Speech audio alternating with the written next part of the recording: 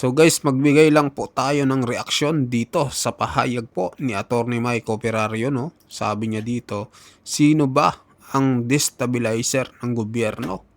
So panoorin natin mga kababayan para malaman natin. So ito na. Sino ang tunay na nagdi-destabilize ng pamahalaan na ito? Ito ang pag-usapan natin sa umagang ito. Ito po muli si Attorney Mike at pag-usapan natin yan. Ako po ay naririto ngayon sa magandang lugar in the beautiful province of Palawan in Coron. At katatapos lamang ng aming House of Delegates Convention and I am on my way home. Kaya hindi po tayo nakapag-broadcast sa kapagawa ng video for the past few days.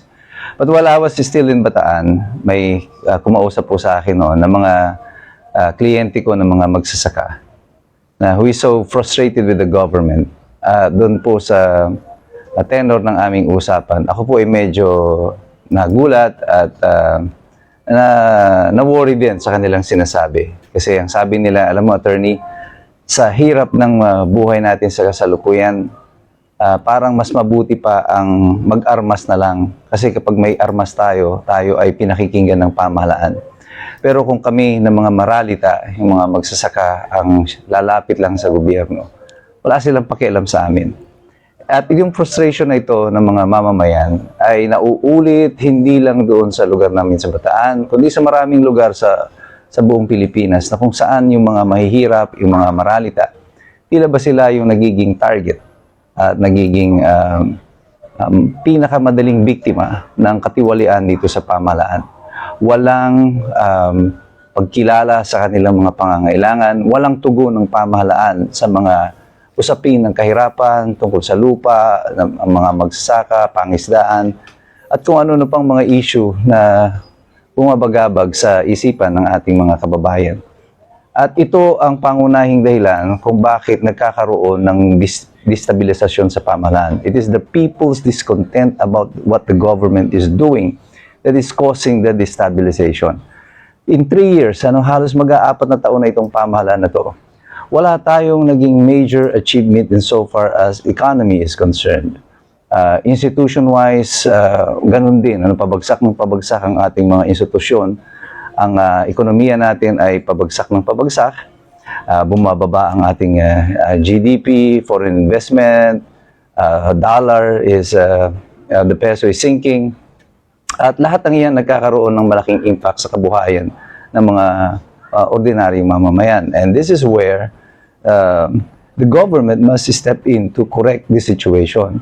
Pero sa ngayon, nakikita natin parang walang direksyon ng pamahalaan, and that lack of direction is the thing that is pushing the people towards frustration. At nagiging desperado ang mga mamamayan sa kasagutan ukol sa mga issue ng kahirapan at ang estado ng kanilang pamumuhay.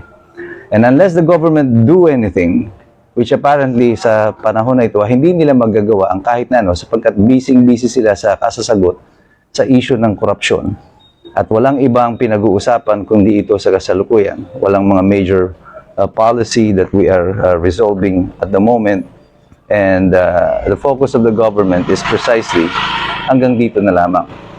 So anong gagawin natin ngayon sa ganitong sistema?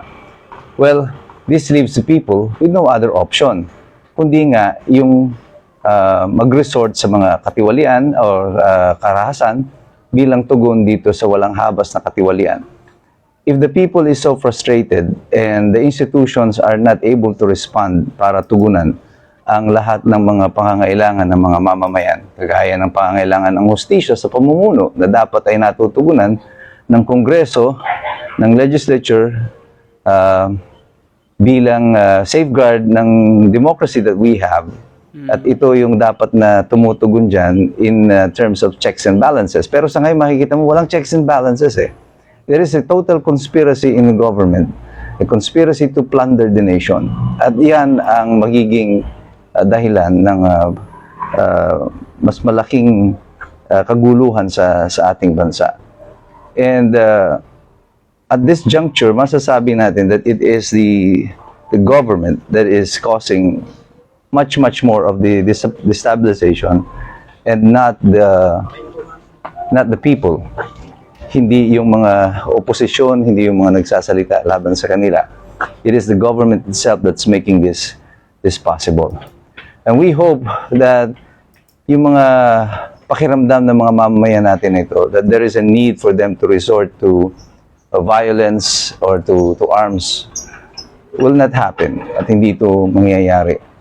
At ito ang dahilan kung bakit tayo nagpapahayag lagi ganito sa social media, so that the correct information will be brought to the people, so that there will still be hope. Ano, pag inalis niyo po kasi yung pag-asa, ay mawawala na talaga ng hold ang pamahalaan, ang lipunan, ang lahat ng order dito sa ating bansa ay mawawala ng direksyon. And I'm so happy that in this convention na in the House of Delegates ng IBP, ang mga puro abogado, marami pong mga abogado ang lumapit sa akin at nagsasabi na nanonood sila ng mga videos na ginagawa natin, that they are inspired by these things that we say and that we do. Nagulat din ako sa reaction ng mga fellow lawyers ko kasi I was expecting, ginawa ko itong mga video na ito so that the ordinary people can understand what is going on with the nation at the moment. But apparently, not only yung mga ordinaryong mamamayan is watching, but even my peers, even the lawyers are watching. And this is where yung mga role ng mga abogado comes into view, na dapat kami ng mga may kaalaman, kami na merong mga kahit papano ay boses sa lipunan, ay patuloy na maninindigan. Dapat ang bawat isa na may kaalaman, patuloy na maging source ng liwanag sa isang lipunang tila nababalot ng kadiliman. Kaya ang bawat isa sa atin na mayroong kaalaman, may kakayanan, maging pag-asa in this nation that is being dumped into hopelessness. Let us continue to be the source of hope, the source of light, the source of inspiration for our nation. At dyan po, mahalaga ang bawat isa sa atin. That's why I ask you to always to continue to engage. Patuloy tayong makilahok, patuloy tayong makisama, patuloy tayong sumali dito sa diskurso ukol sa mga nangyayari sa ating lipunan. Pero sa ating pagsali na yan, patuloy tayong mag-aral.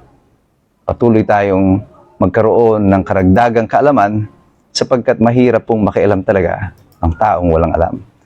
God bless you, God bless us all. At from the beautiful place of Coron, mabuhay ang Republika ng Pilipinas. So, ayun mga kababayan, no? So, mismong gobyerno din pala talaga mga kababayan yung nagpapabagsak, no? Ang nagdi-destabilize sa gobyerno dahil nga sa nangyayari ngayong corruption, sira din yung sumisira sa nila, sa gobyerno nila. Kaya ito yung nasabi ni Attorney Mike Operario mga kababayan, na talagang nakakadismaya ngayon yung mga nangyayari, no? At 4 na taon na nga, sabi nga ni Attorney Mike, 4 na taon nang nanunungkulan, no, ang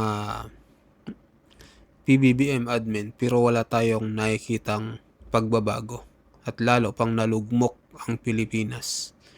Bumagsak yung peso, bumagsak yung ekonomiya natin, bumagsak yung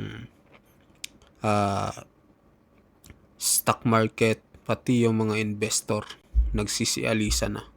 Kaya talagang mismong gobyerno din talaga yung nagpabagsak sa kanila, no? Lalo na dito sa mga corrupt na mga politiko. Talagang tumulong din sa atin yung Panginoon, no? Kasi alam niyo kung bakit mga kababayan. Nung nagkaroon ng bagyo, nagkabaha, nabisto yung mga gawa nila na ghost na flood control project.